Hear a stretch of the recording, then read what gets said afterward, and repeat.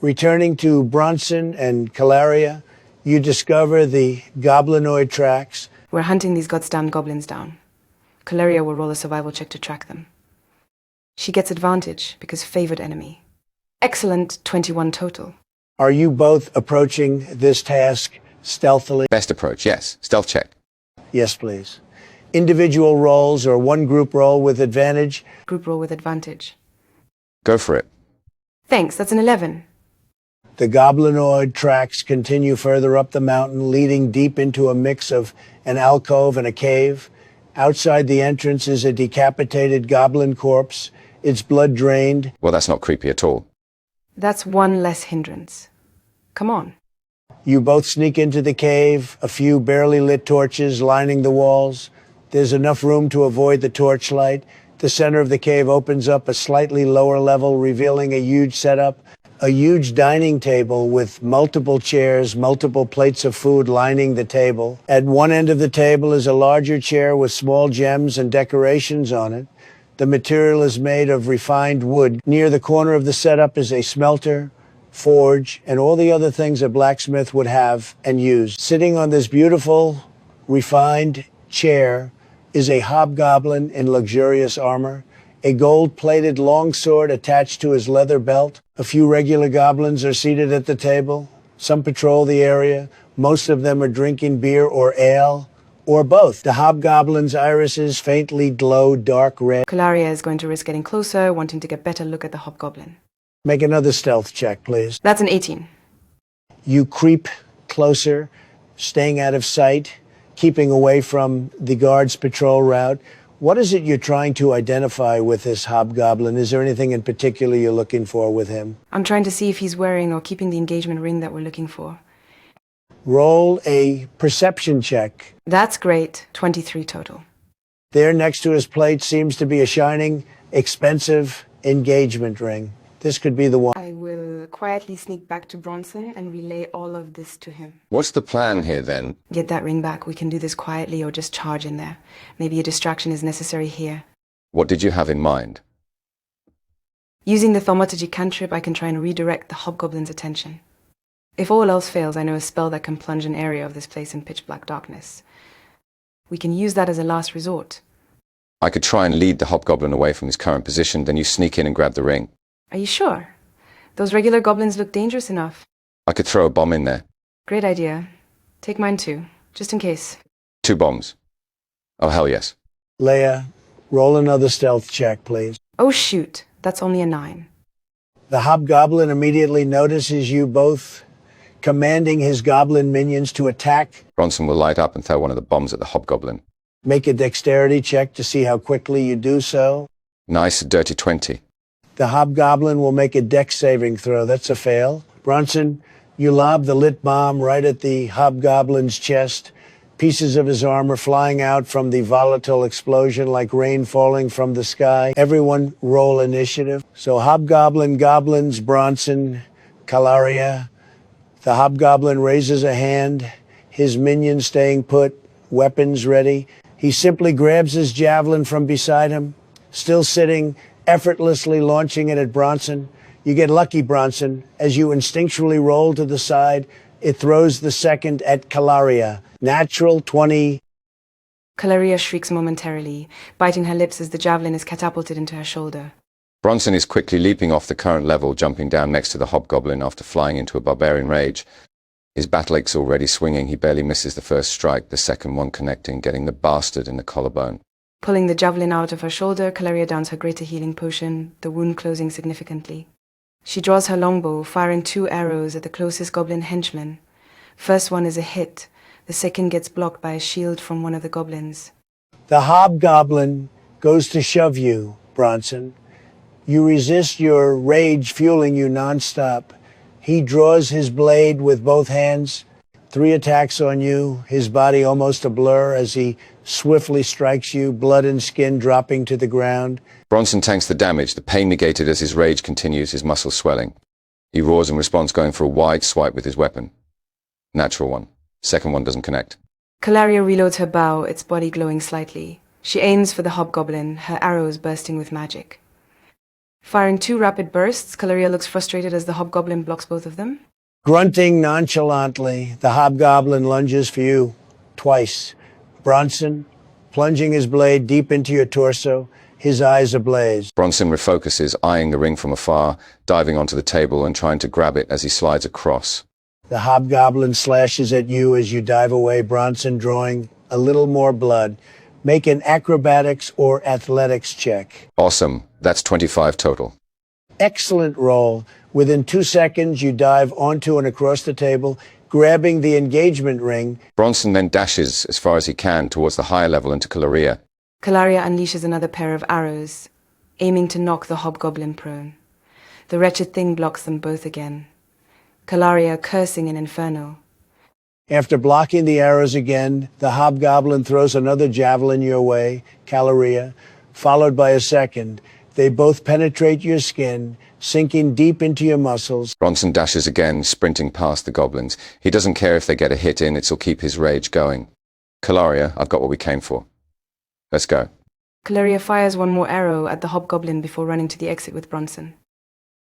The hobgoblin dashes after you both in hot pursuit. We both run out and get as far away from them all as possible. The hobgoblin, upon getting near the exit, stops as the setting sunlight casts itself on his skin, causing it to burn intensely. With a fierce roar, he retreats back into his lair with his henchmen. Well, that was certainly something. That was thrilling. Must do it again sometime. Cutting back to Sarah Gray and Camarir, you approach the two cultists who are bound and gagged. Look who's finally awake. Not so amusing when you're on the losing side, is it? I'm going to ungag you both. If either of you try anything malicious, I won't hesitate to knock you back out again. Sarig yanks der Gegzao. Motherfuckers, you think you've gained the upper hand? Considering your current position, definitely. Maybe when it comes to this small battle, but in the grand scheme of things, not in the slightest. The grand scheme of things, go on. You explain further. That's not for us to decide and unveil. Well, you're definitely going to do both of those things, whether willingly or by our hand. Bring it on, foul blood. I've experienced and endured more pain than you can possibly imagine. Are you just trying to provoke me? What have you got against my kind? Whatever you want it to be, horned one. What are you both doing here? This isn't your cabin, so start talking or I'll assume the worst. Well, it was ours for a time. Nobody was here until we found this place. I find that difficult to believe. Believe it or don't. I'm just stating the facts. Inside check. Damn, only an 11. It's hard to tell whether Troy is being candid or disingenuous. Camaret draws a rapier, pointing the tip of the blade a centimeter away from his Adam's apple. You're not giving me much of a reason to keep you breathing. Roll an intimidation check, Camarir. Damn, only 10. I'm cooperating here. No need to get your horns in a twist, tiefling. Oh, just give me a minute alone with her and I'll rip her horns right off. Quitte tes charmes à tu, sweetheart. Oh, I'm not fucking around here. Neither are we. Sarig raises his weapon. Roll another intimidation check. That's a 12. Death doesn't frighten us, shorty, so if you're going to kill us, stop wasting our time. Camaret casts her ability, Eagle Splendor, specifically. She then casts Thaumaturgy, her eyes turning pitch black. You will tell us who you are, what you're doing here, and anything else we need to know. Camaret cuts onto Troy's arm, drawing blood. Roll another intimidation check with advantage. Excellent, that's 24. Okay, we'll spill. What do you want to know? You're cultist, that's evident. Who do you worship? The Great One. The Great Gastro. Great Gatro, praise him. What happened to the owner of his cabin? This place was abandoned when we found it 10 days ago. Those damn crows were an annoyance, though. You mean those crows perched on the bird post by the front door? Those two brainless scavengers, yes. Tell us about Gerho. The one who will conquer every layer of the hells. The one who shall then re-emerge into the material plane as greatness incarnate. All of the believers will join him in his conquest to change the material plane into one eternal paradise. One eternal paradise. And it'll be glorious. You can join us in his mission. Not the tiefling. Oh, why is that? Infernal blood courses through you. You're no better than the rest of the hell's residents. Gatro sans acadélie créature. Infernal nature. Ironique. The Great One is not a devil. He is greatness incarnate. And you will show him reverence. I will do nothing of the sort. Camaria sheathes her blade. You're both going to be our prisoners. You'll be taken back to Imnescar when we choose to return. Until then, we own you. and if you even attempt to do anything stupid, I won't hesitate to slit your throats. Roll one last intimidation check. With advantage, that's a dirty 20. Troy and Lamel remain silent. Sarigre redose der gags. Camari will pack up the magically locked book and will then leave with our new prisoners. Very well. Returning back to Imniscar, Jocelyn and Dianera converse with each other. Elowen still unconscious in her bed. What are we going to tell the rest of our brothers and sisters? I'm hoping Mother Elowen will awaken before that happens. She's stable and breathing unhindered. Evidently, her body is trying to recuperate from that draining spell. A mass blessing spell, no less. Sister, did Mother Elowen tell you about how the spell works? Yes, but the highlight was that it uses vitality as its main source. Source of power, even. Jocelyn hides her lower face as she looks at her mother, eyes watering. Dianara gently rubs Jocelyn's shoulder. It's okay, Sister Jocelyn. Mother Elowen is under the Lady of Love's protection and grace. She loves and protects her followers like they're her own children. Thank you, Sister Dianara. I know that we're all family under this roof, but... She's your mother, yes, I understand. I'd be the same in your shoes. Jocelyn hugs her mother gently, crying quietly. Dianara gives her a moment. Jocelyn whispers something into her mother's ear before sitting down. Dianara hands her a few tissues. Thank you, sister. Don't mention it. Like I said, the Lady of Love will protect her. Jocelyn nods, wiping her teary eyes. Mother has been devoted and worshipping Sune since before I was born. She's safe here. You can tell me more about it if you want to. I'd rather not bore you. Bore me? I doubt that. Besides, it could be a good distraction. Okay. So what specifically do you want to know about? Well, you said Mother Elowen has been devout since before you were born. Do you know when she started? What made her decide to worship the Princess of Passion? Jocelyn takes a minute to contemplate before licking her lips. I don't know much about when she decided to worship Sune. From what I do know about Mother, she had a troubled youth. I can't say much more on that, particularly. But she has always been a go-getter, so to speak, always doing something monumental or finding different ways to help achieve something. Even when I was little, Mother was constantly busy and working. Did she make time for you? Yes, she did. I'll admit that she could have made more time for me, but that's neither here nor there. Did she raise you by herself? It's not as cut and dry as you think. My father was in the picture, and I remember him vaguely, but for some reason I can't remember his face or even his name. Well, this was when you were little, so you're bound to not remember some things as well from back then. No, I think this was when I was around 15, 16. My head hurts just trying to focus on those memories. Maybe there's something within those memories you don't want to remember, sister? That could be. But I wish I could remember. Maybe you sustained a head injury back then. The brain can block these things out from your mind. I don't think that's the case. Would you like me to look you over? Just in case? I don't suppose it'll do any harm. Very well. Dianara does a thorough inspection of Jocelyn's scalp first, lifting and keeping her hair up in one hand, checking her skin over repeatedly. See anything significant? Not at the moment. I'll check once more. Dianara gently pushes different areas of Jocelyn's scalp. Ouch! Please be careful. Hold on, one of those touches hurt. One of them did, yes. Dianara slowly repeats the order in which she touched her scalp. Ow! That one hurt like hells. That was the fourth one, close to the center of your scalp. Let's have a closer look. Some kind of arcane sigil, it's extremely faint. Let's get some parchment and quill, I'll draw it out. Is it just the one sigil? From what I can see, yes. Keep still, sister, so I can draw it. Jocelyn does so, feeling her scalp burn a little. There, not exactly a masterpiece, but it's the best I can do. Does Jocelyn know what this arcane sigil is? Roll an Arcana check. That's a 13, plus guidance 17. It definitely contains elements of enchantment magic. The rest of it is completely foreign to you. Elements of enchantment magic. Maybe someone in the city will know what this is. Sister Dianara, thank you. You're welcome. Perhaps I can help. I have family members that know a bit of old magic. Could be worth digging into. That sounds promising. I'd like us to keep this between ourselves for the moment, however. I don't wish for word of this to spread. Diana nods concisely. I understand, sister. In Soon's name, I won't breathe a word of this to anyone else, until you wish me to. Thank you. I appreciate that. What about yourself, Dianara? How did you end up pledging your devotion? I found my faith in the goddess of beauty and love through unconventional means. My family and distant relatives were pure elves and worshipped Corel and Nerethian. Slowly, over the next few decades, my current family had a lot of human lineage due to marriages and procreation with them. I fully supported this and expressed my support too passionately. That was a mistake when it came to family members that hated the fact that human was being added to the mix. I was shunned by most of my family and distant relatives. The only person I could rely on was my beloved at the time. He nearly became my husband. Blood was spilt and grudges were formed, not on my end, nor my former beloved's, but rather further back in the family line. Having seen loved ones perish and fall over something so intense was too much. So I ran. I spent roughly a year on a ship after leaving my old life behind. That's as much as I want to share right now. May I ask, sister, did your beloved go with you, or did you leave him behind? We parted ways. Things were becoming dangerous due to all the things I said earlier.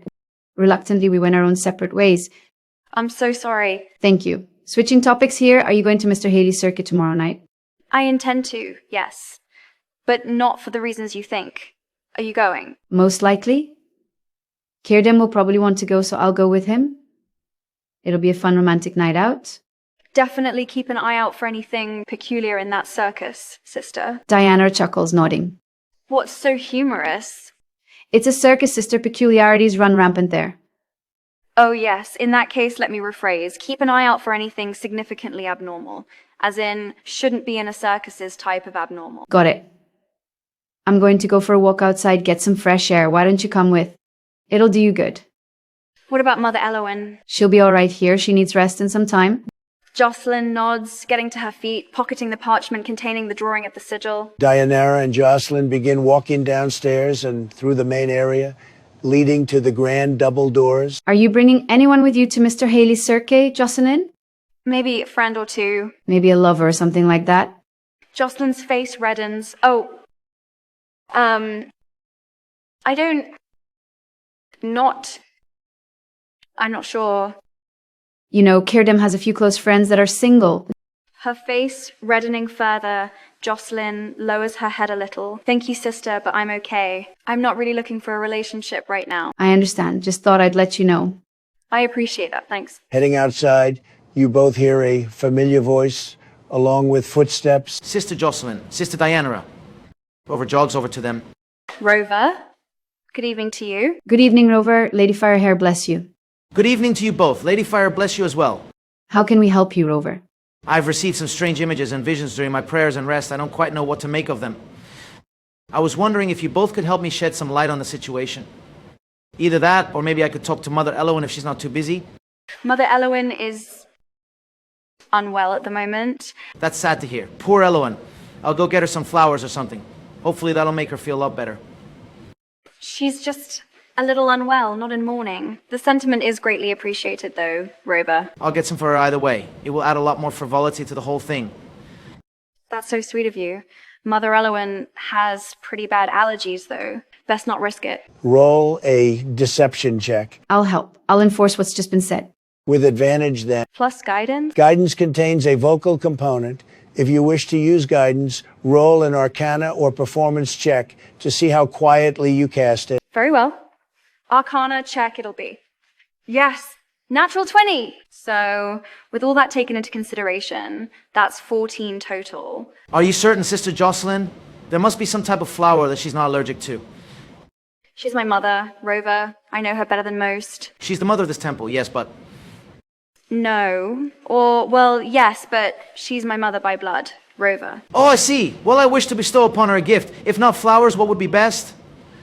Honestly, Rover, it's fine. Mother Elowen is the modest type. She's not into gifts and the like. Not that she doesn't appreciate them, but she's more humble and just appreciates simple gestures. I understand, thank you. Come walk with us? Tell us about these visions you experienced? Of course. Returning to Bronson and Calaria, you make your way back to the alcove where Adana and Volmer reside. Adventurers, you're back. What news do you bring? Volmer keeps his hand in Atana's. A fair bit. We tracked some goblin prints to this little lair deep in a cave. There was a fair few goblins and a hobgoblin, vampire or demon. some mix between a hobgoblin and a demonic creature. He was incredibly resilient, but we made off with the ring. Bronson holds out the beautiful, exquisite engagement ring. Oh my gods, you got it back. Thank you. This is an invaluable act of kindness. That's an understatement. May we have it, please? Bronson hands the ring over. Volmer holds the ring, delicately turning to Adhana. Adhana, my love, I know I've already done this, but... Adhana nearly squeals as Volmer gets down on one knee. Adhana, we were only 17 when we first met, but every second with you has been divine. It's as if the gods themselves sent you, an angel in disguise. You've made me the happiest man in all the realms. Now, I want to commit the rest of my life to you, even in death. I can't stop loving you. I'm not scared about where we end up next, because I know we'll be together regardless. Adhana, my darling angel, will you marry me? Covering her lower face, eyes gleaming, Adhana throws herself at Volmer, kissing him deeply, her undead heart still beating with joy. Even after the kiss ends, she looks into Volmer's irresistible eyes. Yes, Volmer, yes, I'll marry you. Nothing would make me happier, darling. In one swift second, Volmer scoops up Adhana into his arms after sliding the ring on her finger. Oh, my love, you make me so happy. Adventurers, thank you so much. You've made us and our love so much stronger. Yes, thank you so much. I hope our paths cross again, whether in this life or the next one. A scintillating light erupts from the two dug-up graves, enveloping the entire area. A mix of tantalizing, potent scents filling the air. After a few seconds, the light disappears. The two dug-up parts of the ground are now filled and sorted. A bouquet of flowers beside it. There's a comforting sense of tranquility, peace, and settlement in the air. Bronson rubs his eyes, blinking rapidly afterwards. That was sudden. Kalaria, are you all right? Kalaria nods, pinching her nose shut between her forefinger and thumb, eyes closed and watering. Just a moment, I need to sneeze. Inhaling sharply, Kalaria does her best to muffle and stifle a rapid onslaught of sneezes, doubling over slightly with each one. Barely a sound escaping her in the process. After about 7 sneezes, she exhales and sniffles after releasing her nose from her grip. Excuse me. Bless me. Bless you indeed. Are you okay? Yes, thank you, Bronson. I smelt lemongrass in that burst of scents. And a bit of sandalwood. I'm quite allergic to lemongrass, and sandalwood just doesn't agree with my sinuses. Kalaria, you spot a freshly folded tissue on one of the patches of earth that wasn't there earlier. She picks up the tissue, unfolding it delicately. Thank you, Volmer. Thank you, Adhana. Let's get going, Bronson, Kalaria says, blowing her nose as quietly as she can into the tissue. Sure thing. The horses will be getting restless. Bronson looks back at the graves, giving a nod of respect along with Kalaria, then heading back down to where the horses are hitched. Both horses are still there, seemingly relaxed and content. Let's go forth for about half an hour, then we'll camp for the night. Sounds good. Let's do it. Roll the usual checks, please, as well as animal handling checks. 21 for my perception check, but only a 6 for my animal handling. That's 22 for survival, and 19 for the animal handling. Kalaria, your tail accidentally spooks the horse, making him nearly throw you off. Mia des Dieux, mon cœur, c'est Satan's chevaux. Kalaria, are you okay? Fine now, Bronson, but thanks. About half an hour later, you decide to camp beside a large lake. Peaceful atmosphere, wide open space, yet close to a forest in case anything happens. You set up camp and settle down by the campfire for the night. Bronson is digging into some cooked, dried rabbit meat and some clean water. His armor and weapons are in his tent. He's wearing a basic tunic and trousers. Kalaria is also tucking into some dried rabbit, wearing a sleeveless leather jerkin with tight trousers and boots. She takes the occasional swig of her water skin. How are you holding up, Kalaria? I'm holding up fine, Bronson. I appreciate you checking on me constantly, but there's no need for such frequency. Kalaria, you're becoming dear to me. Naturally, I'm going to be protective of you. That, and you also promised, Mother, but I understand. I know that things are changing rather quickly. You're wanting to become like a father to me, and I appreciate that sincerely. It's just something I'm not used to. I've traveled miles upon miles by myself and with no one by my side. When you do that for so long, it leaves its mark. It's so different now being with you and Mother. It's a big change. I'm still adjusting. What I'm trying to say is that it'll take time for me to get used to all of this. You make my mother so happy, Bronson, and that passion and joy I once saw in her eyes, long ago, has returned. I'd like to have you as a father figure in my life, if you feel the same, that is. I would like that very much. I know things have changed, and change can be a big thing, but not all changes are bad, of course. They can be profound, regardless. Exactly. So, Bronson, would you consider me your daughter? Stepdaughter? Daughter or stepdaughter. I don't mind, whichever you prefer. I don't mind either, Bronson. Calaria casts thaumaturgy to make the campfire flames brighten and change color repeatedly, creating a psychedelic spectrum of colors. Beautiful spell. Thank you. A basic spell, but it has many different uses. Forgive me, Calaria, but I've got to ask something that has been on my mind all evening. Why did your mother leave you and your father? That's a conversation best had with Mother. But I'd like to hear it from you. I don't want to put words in her mouth. Very well. I don't blame you for being curious, Bronson, but it's Mother's business. Best you discuss it with her. Understood. As the night continues on, the forest trees seem to watch you both. Something unnerving is brewing. Bronson, does the forest seem like it's watching us? Literally, something in my gut is telling me so. I feel it too. I'll take first watch. You rest. Thank you, Bronson. Wake me up in about 5 hours and I'll take over the watch. Calaria, you turn in for the night. Bronson, roll a perception check as you take first watch. Shit. That's only an 8. You continue to keep watch the next few hours, time going by uneventfully. The campfire flames continue to burn bright, the lake running peacefully. Calaria, you gain the benefits of a short rest for the moment. You take over the watch. Bronson going to sleep. Roll a perception check. That's 14 total.